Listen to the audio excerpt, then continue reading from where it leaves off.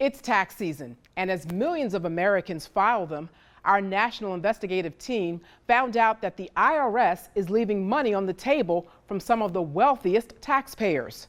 We explain why the money is going uncollected. At Rise Above Hair Studio in Richmond, Virginia, it's not business as usual. We are struggling to keep our doors open because of the COVID. Owner Marsha Edwards and her staff survived a pandemic, and now it's tax season.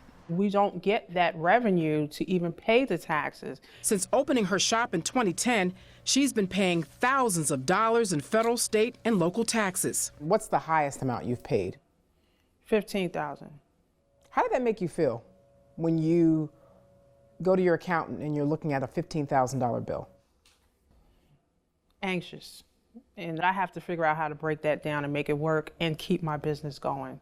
Edwards has picked up other jobs just to cover the cost. I've had to take out loans to pay taxes off, which I'm still paying on now. But that may not be the case for everyone.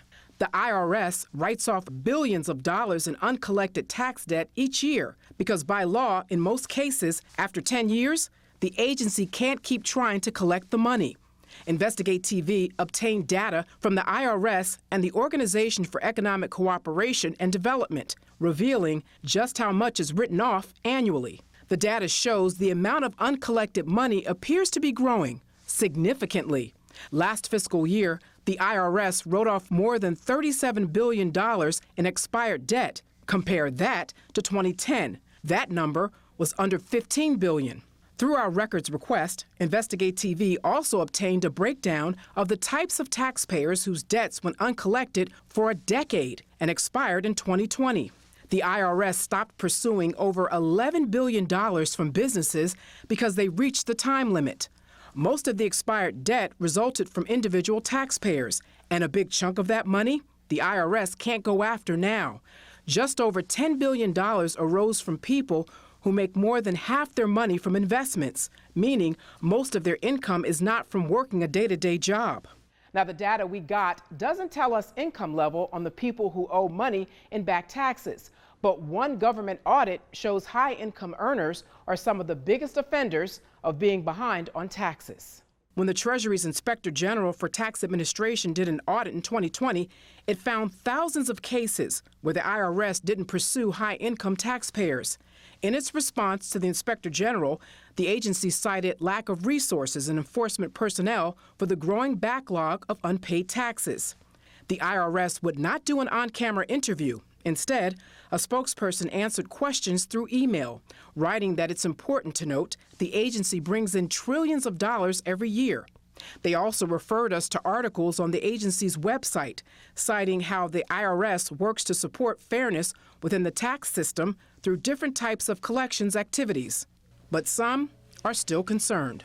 As a small local business, if I did not pay my taxes, they would put a lien on my house and they would auction off my home.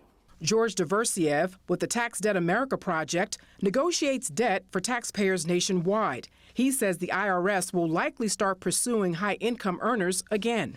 Tax collection is somewhat of a pendulum, and it swings to one side too forcefully and then eventually comes back to the other side, and people will start complaining about collections again, and then eventually we'll reach a mean. The agency, I think, should be doing a much better job in a lot of different areas. There's some things that they are just failing to do. Seth Hanlon of the Center for American Progress in Washington, D.C., has lobbied Congress and former IRS commissioners to reduce the tax deficit. Are you hopeful that the Biden administration will make change? I think they will. Hanlon pointed to the most recent Economic Relief Act, which included nearly $1.5 billion going to the IRS. One improvement, upgrading their systems. I think ultimately we need to rebuild the IRS. Back at Rise Above Hair Studio, Marsha Edwards agrees. Everyone should pay what they owe to Uncle Sam. How some people can get away with it and some don't. It makes no sense.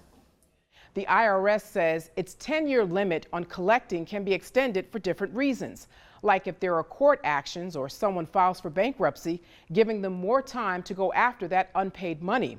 If you do owe taxes, the IRS can charge penalties and even garnish your wages. So they say you should try to set up a payment plan or other deal, not to try to wait it out. For Investigate TV, I'm Sandra Jones.